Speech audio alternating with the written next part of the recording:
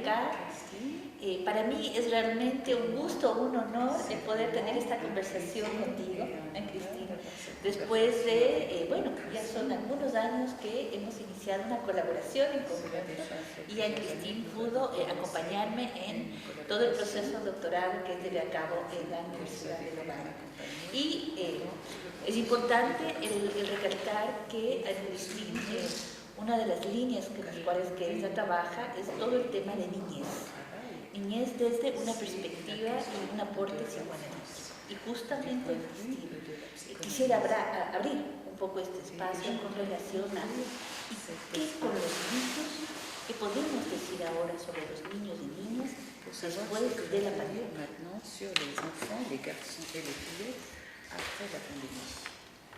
Voilà, je voulais dire aussi merci à Véronica, merci pour l'invitation et merci à moi, je suis vraiment très honorée de venir dans un pays qui me tient à cœur depuis très longtemps, une collaboration qu'on a démarrée petit à petit dans un travail de co-construction et où pour moi c'était très important de pouvoir articuler toute la pensée théorique de ce projet avec les expériences très concrètes de terrain dans les institutions.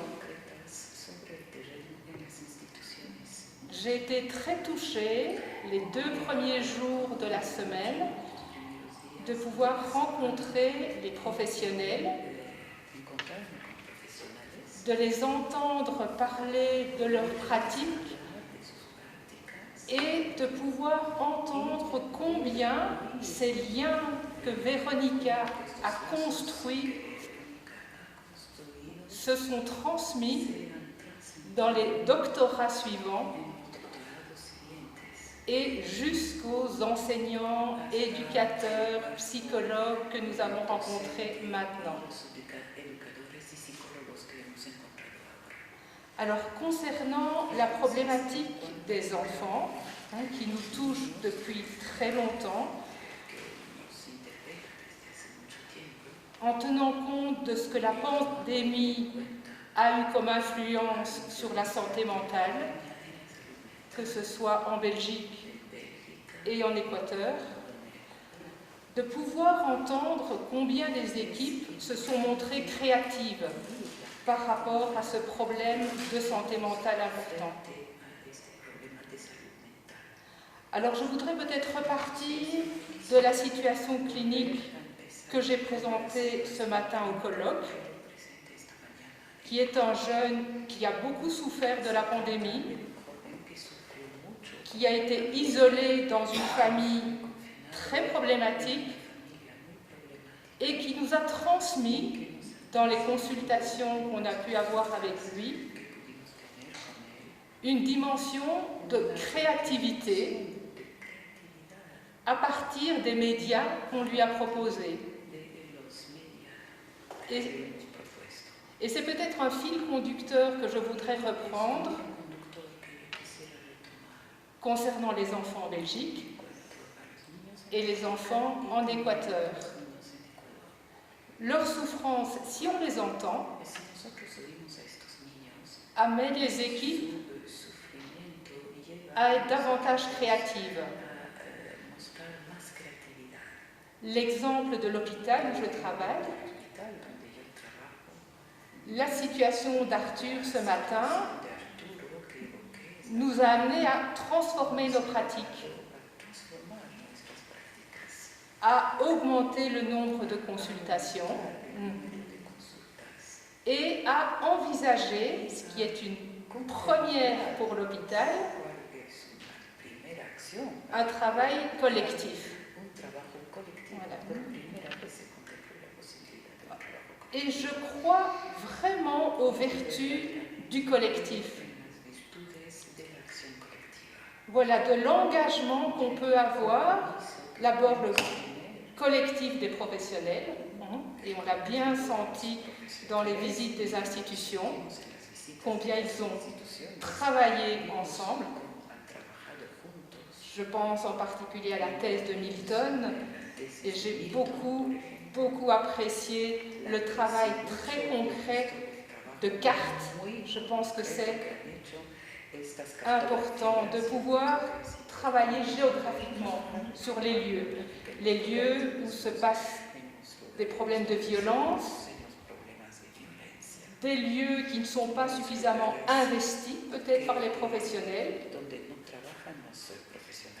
et de pouvoir visualiser les transformations. On a vraiment visualisé, année après année, les transformations des lieux. Les lieux n'étaient plus les mêmes. Voilà, et je voudrais faire le parallèle avec le doctorat de Paola, où là, chaque enseignant a pu témoigner de ce que la recherche avait apporté personnellement,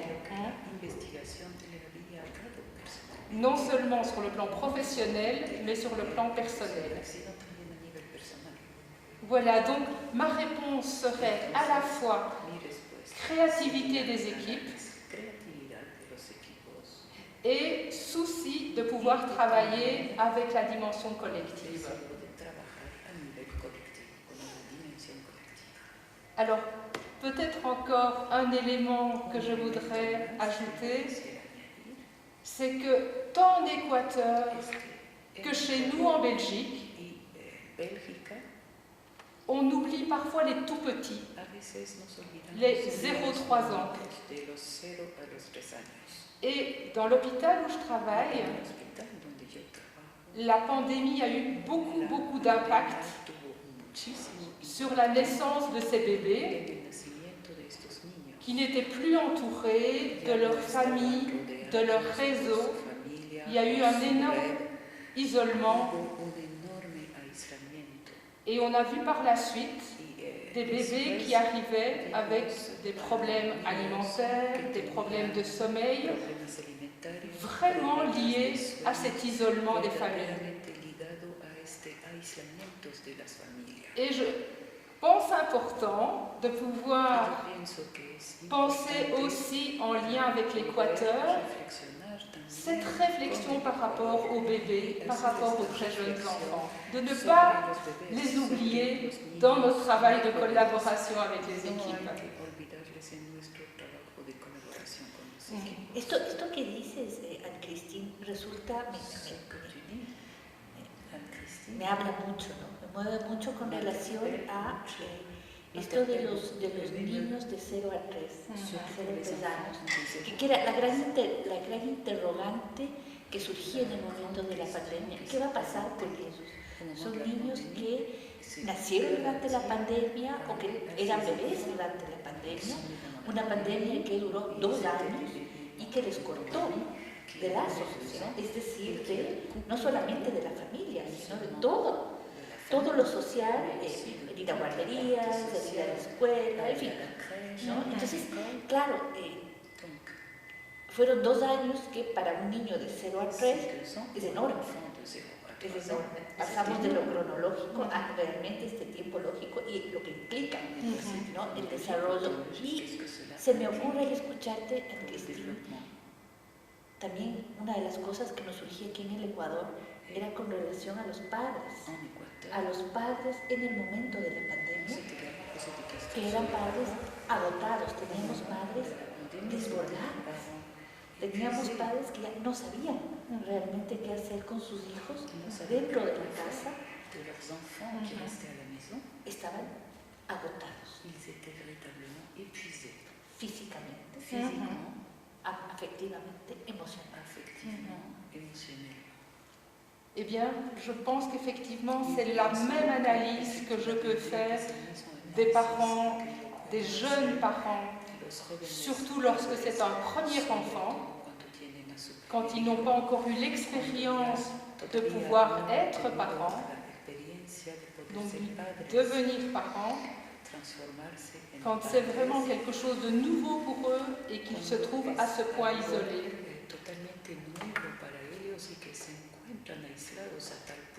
Nous avons plusieurs services en Belgique qui sont amenés à pouvoir accompagner en général ces parents tienen que acompañar a estos padres et qui n'allaient plus à domicile. y que ya no podían irse a domicilio. Alors, avec des tout petits, Entonces, con pequeñitos, le distanciel est très compliqué. el distanciamiento es muy complicado. La relation est faite de contact, Porque la de relación regard, se hace con de contactos, toucher. con mirada, con el tacto. Voilà, qui n'est pas possible dans le Y esto distanciel. ya no es posible distancialmente. Avec les enfants et les adolescents, on a trouvé avec le distanciel Los adolescentes hemos encontrado con la parte virtual des moyens très créatifs, vraiment. medios muy creativos. Mais avec les bébés, Pero con los bebés c'était très compliqué. esto fue muy complicado. Et je pense que dans les mois et les années à venir, En los meses y los años venideros on aura à se soucier de ces bébés tendremos que qui n'ont pas été entourés comme ils auraient dû l'être. que ver cómo tratar a esos bebés que no fueron rodeados como debía ser. ¿Sí? Y al escucharte, paso de lo colectivo a lo singular. Sí. Porque se hace siempre, ¿no? Se hace siempre ese movimiento. Mhm. Y estamos yendo de lo uno a lo otro. Es así, Fue constante. el desplazamiento. Paso a lo singular y pienso, por ejemplo, en esto que nos tocó, que tal vez en Bélgica o en Europa y en otros países se lo hacía más frecuentemente, pero aquí en nuestro medio tomábamos todavía distancia, que es la psicoterapia virtual. Je vous parle de la psychothérapie virtuelle. Y entonces, claro, pienso en los niños pequeñitos, 3, 4, 5 años, y cuando tú dices, hemos aprendido mucho de ellos, sí, hemos aprendido mucho de ellos, ¿no? Con relación a esos momentos de encuentro virtualmente, por Zoom, por Skype, con los padres, con ellos, en los cuales eran ellos quienes nos podían enseñar o podían utilizar las herramientas, ¿sí?, que nosotros no se nos habían pasado por la cabeza. Sí, absolument. Auquel nous n'avions pas pensé.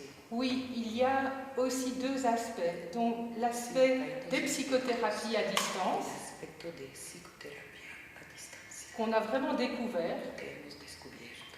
avec parfois des essais et des erreurs. Con ensayos y errores. C'est différent et en même temps, Es diferente. je pense que la question du transfert y est complètement appliquée. Le lien transférentiel à distance. Es aplicada el lazo transferencial a distancia. Et je pense que cet outil Y pienso que esta herramienta nous a permis aussi d'aller vers des familles permitido también contactar familias qui ne seraient pas venues dans nos centres de que consultation. normalmente no hubieran venido a nuestro centro de consulta. Donc ça a ouvert de nouvelles Entonces, perspectives esto ha abierto nuevas perspectivas pour des familles plus fragilisées familias más fragilizadas et qui s'impliquaient dans ce travail. y que participaban a este trabajo. Qué interesante, Anne-Christine, al escucharte, recuerdo la conversación con un colega que trabaja en un centro cuya línea es todo lo que es el abuso sexual infantil. En este centro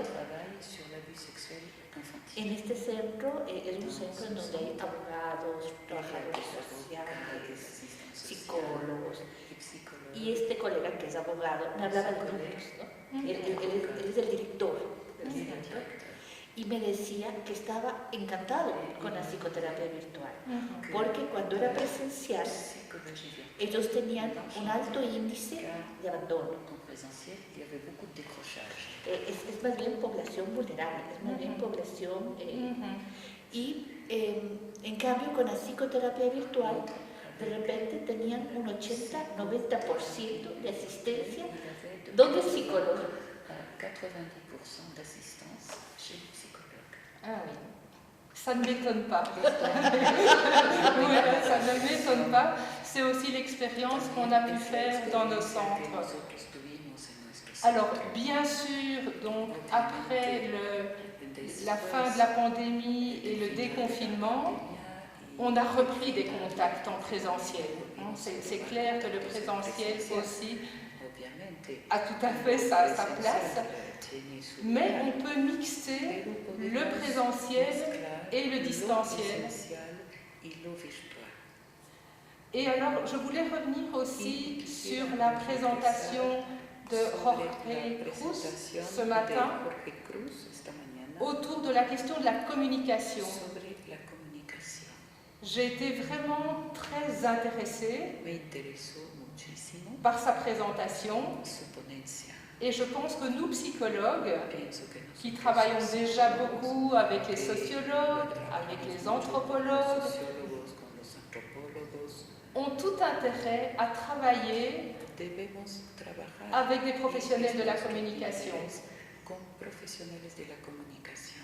Je pense en particulier Pienso especialmente à ce que je disais aussi ce matin par rapport à la situation d'Arthur, en relación con la situación de Arturo, qui était accroché à ses jeux vidéo, que se pasaba el tiempo con sus juegos video, qui passait tout son temps devant les écrans que pasaba todo su tiempo frente a las pantallas et qui a pu nous transmettre y que pudo transmitirnos à travers ces écrans, à travers ces jeux vidéo, mediante sus pantallas, sus videogames, que ça pouvait avoir aussi une place el hecho comme objet malléable. de que esto tenía un lugar como objeto que se puede moldear.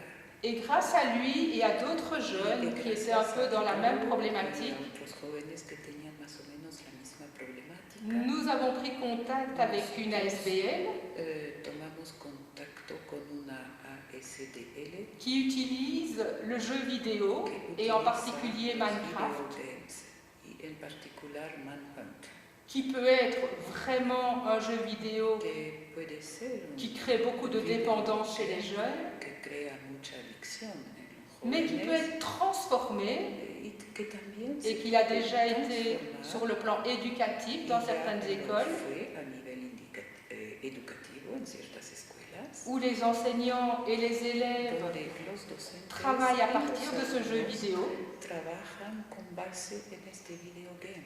Et notre souci, sur le plan psychothérapeutique à l'hôpital, Preocupación en el nivel psicoterapéutico en el hospital, en lien avec cette ASBL, en vinculación con esta ASBL, c'est d'utiliser aussi ce jeu vidéo usar también este videogame comme objet lien como objeto lazo et comme objet vinculación transformationnel. y como objeto de transformación. Voilà. Donc je pense que la question dont je parlais tout à l'heure du transfert, dans ces lieux que tu as créés, Véronica, ces espaces de parole, Lugares que creaste, Verónica, esos espacios de c'est palabra, le transfert, es la transformation, transferencia, tous ces processus de transformation todo este proceso de transformación et de transmission.